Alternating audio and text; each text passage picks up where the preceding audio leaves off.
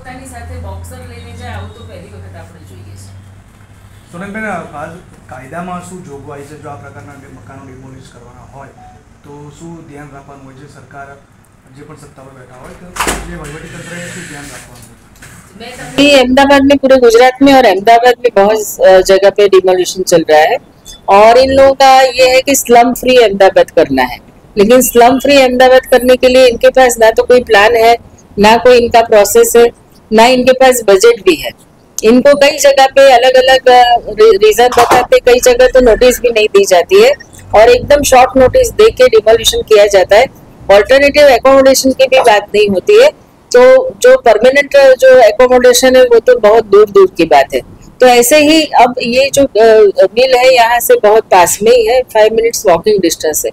वहाँ इन लोगों ने ये जो मिल है वो लिक्विडेशन में चली गई थी, तो इसीलिए इनके जो मकान है ये बहुत सालों से रह रहे हैं। अभी तो इनकी दूसरी तीसरी पीढ़ी वहाँ पे रह रही है और बच्चे भी पढ़ रहे हैं, बूढ़े भी हैं और हर प्रकार के लोग वहाँ रहते हैं। तो एक दिन सुबह 5:30 बजे जाके इन्होंने, बारिश हो रही थी और अचानक से डिमोलिश करने के लिए चले गए। उनके साथ पुलिस जाती है वहां तो ठीक है, लेकिन बाउंसर गए और महिलाओं को भी मैन हैंडल किया गया और एकदम से सामान, वो तो उठे भी नहीं थे नींद से, एकदम सामान निकाल के पूरा सामान फेंक दिया। इनका जो अपने पर्दे के भी डॉक्यूमेंट्स थे, बच्चे पढ़ाई कर रहे थे उनके डॉक्यूमेंट्स थे वगैरह, सब इधर उधर हो गए। बारिश हो रही थी तो इनके पास कुछ होगा नहीं, ऑल्टरनेटिव अकोमोडेशन था नहीं, तो जैसे तैसे करके और बल का प्रयोग करके इन लोगों को खींच के, मतलब बहुत बुरी तरह से इनको निकाला। और इसके जो है फोटोग्राफ्स वगैरह हमारे सामने है। जब हम गए तो भी उनकी बहुत खराब हालत थी। फिर हम सीपी के ऑफिस में गए। इतना ही नहीं, जो पुलिस इंस्पेक्टर था बहुत ही एरोगेंट ऊपर आरोप किए। ये लोग अपनी बात करने के लिए गए तो इसके ऊपर से आरोप करके धमकी भी दी कि एफआईआर कर देंगे और अभी तो एफआईआर कर भी दी गई है। हालांकि इनका तो इतना ही प्रॉब्लम था कि हमें इस तरह से जो निकाला गया है तो हम लोग कहाँ जाएंगे, और इस तरह से ये अलग अलग जगह पे रह रहे हैं। आप देख सकते हैं यहाँ पे महिलाएं आई हुई है। तो इसकी समस्या, इन लोगों की जो समस्या है, सीपी ने तो खैर हमको बोला था कि हम लोग जो पीआई कंसर्न है उसके सामने आगे बात करेंगे, लेकिन वो सब कुछ हुआ नहीं। ऊपर से इनके ऊपर एफआईआर जो हो गया है, तो अब ये तो इनका रहने का भी कोई ठिकाना नहीं है। इनके रोज बरोज ये लोग काम करके खाते हैं, लेबर है, तो वो जाएंगे भी कहाँ, आजीविका का प्रश्न है। ऊपर से इनको पुलिस ने अभी ये एक तरह से धमकी दे दी है कि अगर हमारे सामने कोई बोलेगा तो उनको अंदर किया जाएगा।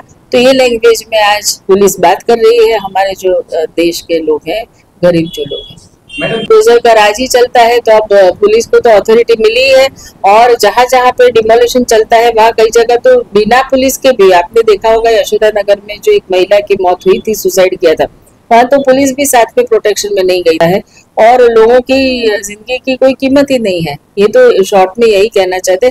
तो पुलिस को खुला दौर है और पुलिस को जो करना है, ड्रग्स खुलेआम बिक रहे हैं, दारू खुलेआम बिक रहा है, लोग उससे परेशान है।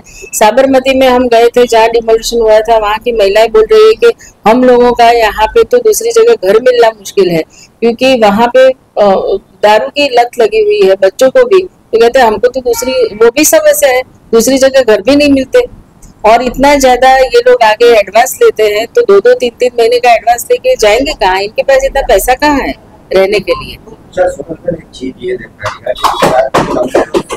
सत्ता में रही है, क्या पुलिस अपनी जो पार्टी का धर्म है उसे भूल चुकी है और सत्ता के साथ अब चाटुकारिता? बिल्कुल आपने सही बात करी, क्योंकि उनको इतना ऐसे जैसे अभय वरदान मिल गया है कि अगर ये जो भी कुछ करेंगे तो इनको कुछ होगा नहीं। हैंड इन ग्लोव्स है गवर्नमेंट के साथ, तभी तो ये सारे उन्हें पनपते हैं। ड्रग्स का जो कारोबार चल रहा है, दारू का कारोबार चल रहा है, इसी एरिया में कितने दारू के अड्डे हैं, तो वो सब इनकी कृपा दृष्टि के बिना तो हो नहीं सकता है। और गरीब जो बेचारे लोग हैं जिनको कोई बोलने वाला नहीं है, उनकी सुनवाई नहीं है, वो पीछे जा रहे हैं। तो सिंपल बात है, हर्ष संघवी कुछ भी बोल दे, क्या इंस्ट्रक्शन दिया गया है। अभी बोला कि किसी का भी फोन है, हम लोगों ने भी कल फोन किया तो किसी ने, पुलिस ने फोन नहीं उठाया है। अभी 2 दिन पहले इन्होंने इंस्ट्रक्शन दिया है कि आपको फोन उठाने हैं। तो जिस तरीके से ये कहा जाता है कि अब्दुल का स्क्रू टाइट किया जा रहा है, लेकिन अब डाटा अगर उठाकर देखें तो सबसे ज्यादा हिंदुओं को बेघर किया जा रहा है।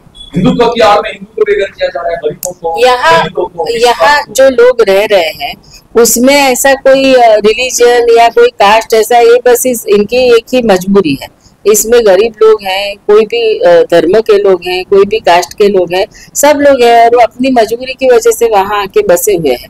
तो ऐसा तो है नहीं कि कोई मुस्लिम को उठा रहे हैं या हिंदू को ही उठाया जा रहा है, ऐसा कुछ नहीं है। बस इनकी मजबूरी यही है कि दे डोंट हैव मनी। आपका नाम? जी, मेरा नाम धर्मी गोयल है। जैसे कि सोनल पटेल मैम ने कहा कि रिगार्डिंग विक्टोरिया गार्डन मैं वहीं पे रहती हूँ और मेरा नाम धर्मी गोयल है। कितने सालों से रहते थे आप? हम समथिंग 120 साल से रह रहे हैं सर। और क्या मामला? मामला ये है कि नोटिस के ऊपर जो है वो नहीं, मतलब किसी भी कोर्ट का सिक्का नहीं है। तो पहले तो हमको नोटिस गलत दी जा रही है, मतलब दे दी है। तो हमने पूछा था उनको कि ये नोटिस क्या है, मतलब इसमें गवर्नमेंट का कोई सिक्का नहीं है किसी भी कोर्ट का, तो हम ये नहीं लेंगे। जबरदस्ती पकड़ा के चले गए, बोले ले जाओ, और नाम पूछ के नोटिस दिया है।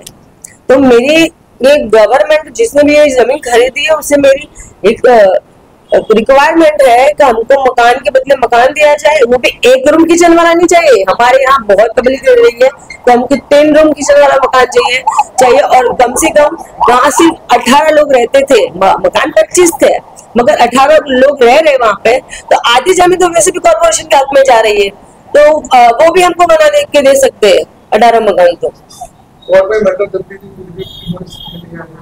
हाँ, वो दाद धमकी दे रहे ना, मैंने आपको बताया कि जैसे बात बात पे हमको डराते, वो भी है ना, सब बोल रहे हैं कि जब मोदी डरता है पुलिस को आगे करता है। और पुपिया की इतनी सत्ता तो है नहीं कि आके खुद को तोड़ जाएगा, ऊपर से सब ऑर्डर है तभी हो सकता है ये सब सर। पुलिस के साथ पूरे मतलब हमारे पूरे मोहल्ले वाले पुलिस पीआई के सामने थे। हमको सब बाउंसर और हमारे ऊपर हाथ लगाया है, हमको मारा है। और ये देखो, ये 85 ईयर्स के हमारे बाजू में रहने वाले हैं, जैसे कि इनके ये दादी है, तो इनको देखो कितना जुल्म किया इनके ऊपर, ये देख सकते हैं आप। पकड़ के इनको खींचा है और इनको ये जो इनकी बहन है उनको लगाया है अंदर। तो अंदर की चोट हम किसको दिखाए, कहाँ दिखाए, कैसे दिखाए, पब्लिसिटी में हम दिखा नहीं सकते। तो इस तरीके का व्यवहार हमारे साथ किया गया है। FIR मतलब ये है कि उसने मुझे जानबूझ के 2 बार डिटेन किया है। दूसरी बार डिटेन इसलिए किया था कि मैं अंदर जा रही थी मेरा घर देखने, तो उसने पहले बोला था कि हम आगे पत्र लगवा रहे हैं और पीछे का गेट है ना तुम्हारे लिए खुला है। तो मेरी दवाई कुछ चल रही थी, मैं दवाई लेने गई तो रात मैंने देखा तो वहां पे दरवाजा लगा दिया, ऐसे वो बोले ना दीवार खड़ी कर दी। तो मैंने जाने के लिए फोर्स किया कि सामने जो घर है वहां पे मेरी मेडिसिन पड़ी है, कम से कम वो तो लेने जाने दीजिए। तो वो लेने मना किया, अब अंदर नहीं जा सकते। तो मुझे 6 काउंसलर ने धक्के मार के निकाला है बाहर। कुछ लोग कह रहे हैं कि आपने छुरी वगैरह भी दिखाई थी ऐसा। हाँ, तो वो सेल्फ डिफेंस के लिए ना, उस टाइम मतलब सारे घर टूट रहे हैं, तो मेरा कोई ऐसा इरादा नहीं था कि मैं किसी को मारूं। मैंने सेल्फ डिफेंस के लिए मैंने खुद को फिजिकली हार्म करने के लिए बोला था कि अगर मेरे घर को किसी ने हाथ लगाया तो छुरी में मेरे ऊपर चला दूंगी। मेरा कोई ऐसा इरादा नहीं था कि मैं उन लोगों को मारूं। बाउंसर को हम तो 6 महीने से उन लोगों ने बिठा कर रखा है। हम जैसी लड़कियों को देख के चरस, ड्रग्स, फिर वो बोलते हैं ना क्या बहुत गंदी लैंग्वेज बोलते हैं। यहाँ पे 2-2 बजे तक राउंड लगाते रहते हैं। इस तरीके से हम सबको डराया जा रहा है।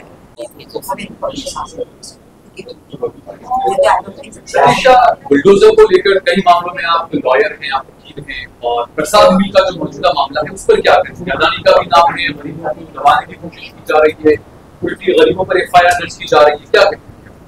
इसका जवाब यही कि जो आपने जो मैडम से सवाल पूछा था कि जो मतलब आवाज करेगा, जो आवाज उठाएगा उसको जेल में डाल दिया जाएगा। तो अगर ये लोग तो आवाज नहीं कर रहे, ये लोग तो अपने घर पे बैठे आराम से, तो उनका मकान तोड़ने का क्या जरूरत है? अगर आप मकान तोड़ रहे हैं तो उसकी जगह पे आप दूसरा मकान लीजिए। और यहाँ पे जब वो लोग खुद के मकान में बैठे, उनका मकान तोड़ने के लिए जब वो लोग सो रहे हैं, तब 5:30 बजे लोग आ जाते हैं, ये बॉक्सर सब आ जाते हैं और इनके साथ बदतमीजी करते हैं लड़कियों के साथ में।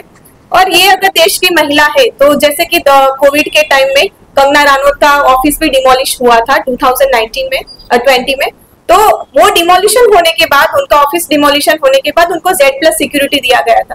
तो क्या इनको सिक्योरिटी दिया गया? इनके मकान के आजू बाजू में अभी भी उन्होंने बोला कि अभी भी लोग बैठे हुए हैं, रात को 2 बजे आते हैं, तो इनको एक खुला जेल में बंद कर दिया है ये सरकार ने। तो ये जो लोग मतलब ये गृह मंत्री जो बोलते हैं, होम मिनिस्टर बोलते हैं कायदे में रहोगे तो फायदे में रहोगे, तो ये लोग तो कोई मतलब ऐसा कोई क्राइम करने के लिए नहीं गए थे। वो अपने मकान के लिए लड़ रहे हैं कि हमारा मकान जो आपने गैर कानूनी तरीके से तोड़ा है तो उसके जगह पे हमको मकान दीजिए। तो आजादी के वक्त जब हम ब्रिटिशर्स से लड़ रहे थे तब हमारा नारा क्या था कि रोटी कपड़ा और मकान मांग रहा है हिंदुस्तान। तो आजादी के इतने साल में भी 2025 में अभी हम हैं तो अभी भी हमको मकान मांगना पड़ रहा है। चलो मकान हमने बसा लिया है अपने तरीके से तो वो तोड़ा जा रहा है। तो अगर मैं तो इस बात पे ये बोलना चाहूंगी कि ब्रिटिशर्स से भी खराब टाइम अभी चल रहा है तो तब तो हम मकान मांगने की बात कर रहे थे कि हमारे पास मकान नहीं था, लेकिन अभी तो हमने हमारा मकान बना दिया है, उसके बाद ये लोग तोड़ रहे। तो मतलब ये जो मतलब बात करता है, जो सरकार बात करता है बेटी बचाओ बेटी पढ़ाओ, तो कंगना रनौत अगर देश की बेटी है तो ये नहीं है देश की बेटी।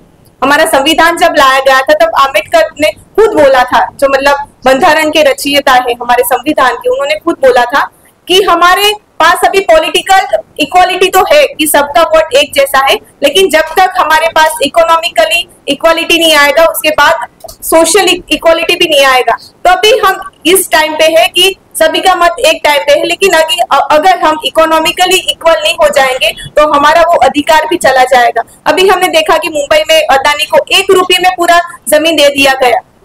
खाली 1 रुपये में आप देखिए कि वहां के लोगों को वो जमीन से निकाला गया। बहुत दूर जाने की बात नहीं है, अगर मैं मोडासा अमरापुर की बात करूं तो मैं खुद वहां पे गई थी। वहां पे किसानों का खुद का जमीन ये सरकार छीन रहा था, और वो जब लोग इनकी तरह ही जब प्रोटेस्ट कर रहे थे तो पुलिस द्वारा उनको बहुत खराब तरीके से मारा गया था। वहां पे जो मतलब आंटीज थी, वो मतलब जो बूढ़ी औरतें थी, उनके ऊपर डंडा उठाया गया। एक महिला जो थी बूढ़ी औरत थी, वो 1 महीने तक बेड पे लेटी हुई थी, उतने गंदे तरीके से उनको मारा गया था। तो मतलब ये जो मतलब अभी का जो सरकार है वो अभी खुद को मतलब बाहर तो बड़ी बड़ी बातें करता है, हम विश्व गुरु बन गए, हमारा गुजरात मॉडल तो ये हो रहा है वो हो रहा है। मैं सबसे बोलना चाहती हूँ कि आप इधर गुजरात में आइए, वहां के आम लोगों से बात कीजिए, विद्यार्थी से बात कीजिए, उनका शिक्षा क्या है, महिलाओं से बात कीजिए कि उनका कैसा परिस्थिति है। अभी तो ये जो खोखला मॉडल जो बोल रहे हैं ये लोग, तो उनका सच्चाई आपको मालूम चलेगा।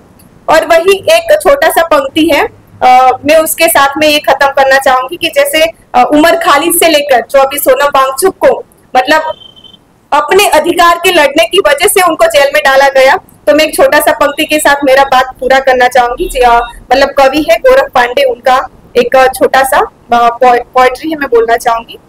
वे डरते हैं कि चीज से डरते हैं, वे तमाम धन दौलत गोरा बारूद पुलिस फौज के बावजूद वे डरते हैं कि एक दिन निहत्थे और गरीब लोग उनसे डरना बंद कर देंगे। तो वही ये जो आम लोग है वो ना जग जाए, वो मतलब उनका जो पॉलिसीज है, एंटी पीपल पॉलिसीज है, उसके अगेंस्ट में सब लोग एक साथ मिलके